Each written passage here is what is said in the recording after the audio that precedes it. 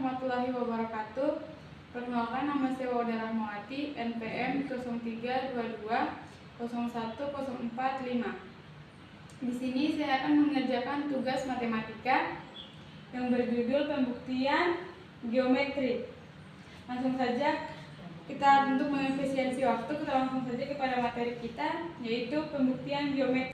Bagian A, istilah dalam geometri.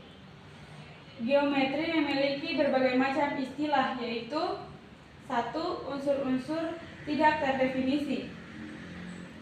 Unsur-unsur yang tidak terdefinisi adalah konsep yang mudah dipahami dan sulit dibuat definisinya, seperti titik, garis, dan bidang. Apabila kita memaksa untuk membuat definisi untuk primitif tersebut, maka akan terjadi blunder. Misalnya, kita akan membuat definisi untuk titik.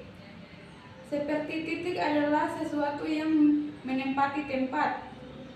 Kemudian kita harus mendefinisikan lagi sesuatu yang menempati tempat itu apa. Misalnya, nokta yang ada pada bidang. Kemudian kita harus mendefinisikan tentang nokta itu apa, dan seterusnya. Hingga dalam definisi tersebut terdapat definisi dan begitu seterusnya. Oleh karena itu, semua konsep yang memiliki sifat demikian dimaksudkan ke dalam kategori unsur primitif atau unsur yang tidak terdefinisi. Bagian 2, unsur-unsur terdefinisi. Unsur-unsur terdefinisi adalah konsep yang mempunyai definisi atau batasan, sehingga dengan definisi konsep-konsep tersebut menjadi jelas, tidak ambigu atau tidak bermakna ganda. Syarat sebuah definisi adalah harus singkat, padat, jelas, dan tidak mengandung pengertian ganda. Unsur yang didefinisi adalah konsep-konsep yang dikembangkan dari unsur-unsur yang tidak terdefinisi. Misalnya, sinar garis, ruas garis, segitiga, segi empat dikembangkan dari konsep garis sebagai unsur yang tidak didefinisikan. Bagian 3, aksioma atau postulat. Aksioma atau postulat sangat erat kaitannya dengan penerimaan suatu anggapan tanpa menuntut adanya pembuktian. Aksioma atau postulat adalah anggapan dasar yang secara logika dapat diterima dan tidak harus dibuktikan kebenarannya. 4. Teorema atau dalil atau rumus.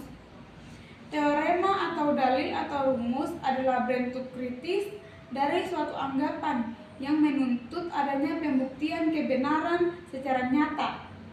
Anggapan ini harus dibuktikan dengan rangkaian deduktif yang menuju pada suatu kesimpulan yang digeneralisasikan. Kita lanjut pada bagian B, pembuktian rumus Pitagoras, di mana rumus Pitagoras adalah C kuadrat sama dengan A kuadrat tambah B kuadrat. A ini adalah alasnya, B ini adalah tingginya, C ini adalah sisi miring. Contoh soalnya yaitu luas daerah terkecil dengan sisi C sama dengan luas persegi besar dengan sisi A tambah B dikurangi 4 kali luas daerah persegi siku-siku. Secara aljabar dapat diselesaikan menjadi, ini cara penyelesaiannya, saya jelaskan. C kuadrat sama dengan dalam kurung A tambah B kuadrat kurang 4 luas daerah persegi. C kuadrat sama dengan A tambah B kurang 4 luas daerah persegi. A tambah B ini dari A tambah B kuadrat. Lanjut pada di sini, C kuadrat sama dengan A kuadrat tambah AB tambah AB tambah B kuadrat kurang 4 luas daerah persegi. A kuadrat ini dari A kali A, AB ini dari B kali A, AB ini dari B kali A, B pangkat 2 ini dari B kali B. Selanjutnya pada sini, C kuadrat sama dengan A kuadrat tambah 2AB tambah B kuadrat kurang 4 1/2 alas kali tinggi. C kuadrat sama dengan A kuadrat tambah 2AB tambah B kuadrat kurang 4 kali 1/2 AB. Kenapa di sini ditulis AB? Karena alasnya ini adalah A, tingginya ini adalah B. Jadi kita tulis AB. Lanjut, C kuadrat sama dengan A kuadrat tambah 2AB tambah B kuadrat kurang 2AB. Sama dengan C kuadrat sama dengan A kuadrat tambah B kuadrat. Jadi di sini terbukti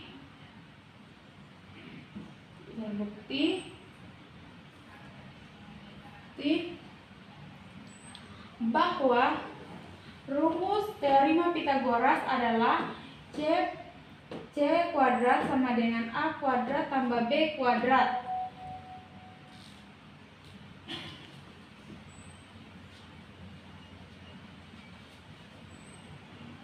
Sama kan? Jadi di sini terbukti. Oh, ini benar. Kita lanjut pada bagian C, titik, garis, dan bidang. Titik.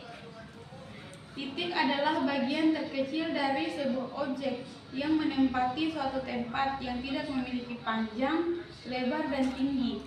Titik adalah suatu ide atau bisa disebut abstrak. Karena titik tidak bisa dijelaskan dengan cara biasa. Titik termaksud sesuatu yang tak terdefinisi. Titik dapat digambarkan sebagai nokta dan dapat dimodelkan dengan suatu benda yang berukuran bulat dan kecil. Bulat kecil, maaf. Contohnya seperti titik A, titik P, titik M. Termasuk pada 2 garis. Garis merupakan suatu himpunan titik yang anggotanya terdiri dari lebih satu buah titik. Dan titik-titik tersebut berderetan ke dua arah yang berlawanan.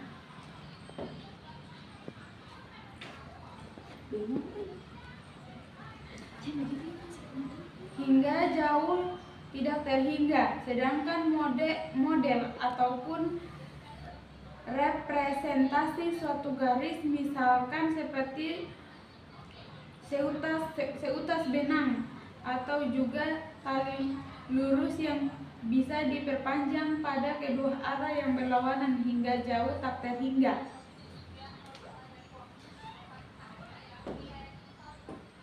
Ruas garis adalah bagian dari garis yang dibatasi oleh 2 titik. Titik A, titik B. Ruas garis AB ditulis dengan nokta AB. Ini AB. Ruas garis PQ ditulis dengan nokta PQ. 3. Bidang.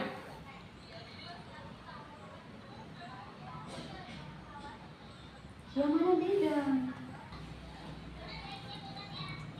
3. Bidang. Bidang merupakan gabungan dari beberapa garis yang saling berhubungan. Bidang definisikan sebagai suatu daerah berupa kurva yang dibatasi oleh ruas garis. Sebuah bidang dapat diberi nama dengan satu huruf Yunani seperti A, B, Y, W, dan seterusnya, atau dengan huruf-huruf kapital sesuai dengan nama titik, sudut bidang, atau misalnya bidang A, B, C, D, atau misalnya bisa juga diganti jadi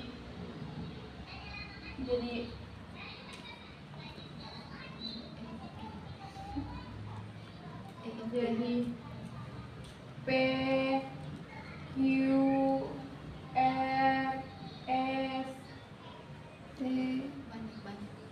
Inilah yang disebutkan namanya bidang. Kita masuk pada bagian B, kedudukan titik pada garis. Kedudukan suatu titik terhadap suatu garis dapat terjadi kemungkinan, yaitu pertama, titik terletak pada garis, misalnya titik P terletak pada garis. Ini titik P ini kita lihat, ini adalah titik P dan ini adalah garis N. Ini bisa dilihat bahwa titiknya itu berada di dalam garis. Contohnya seperti ini. Lalu yang kedua, titik berada di luar garis, misalnya titik E di luar garis P. Contohnya begini. Ini adalah garis P, ini adalah garis P, ini adalah titik E, dan E-nya ini berada di luar garis. Lanjut pada bagian E, kedudukan garis dengan garis.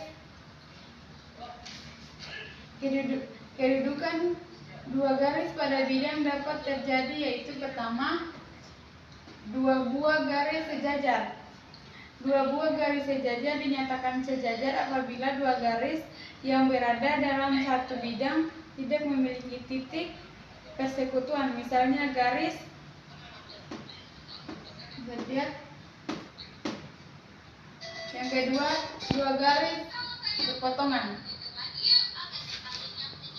Dua garis berpotongan dinyatakan berpotongan apabila dua garis yang berada dalam satu bidang memiliki tepat satu titik persekutuan.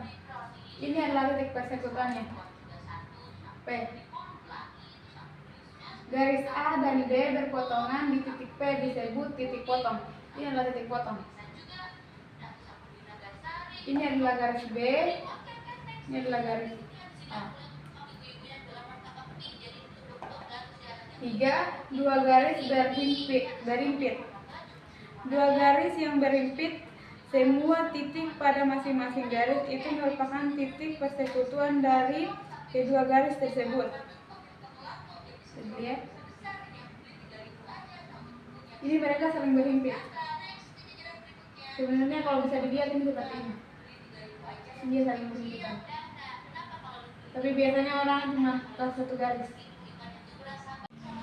Itulah hasil dari materi yang saya bawakan yang berjudul pembuktian geometri.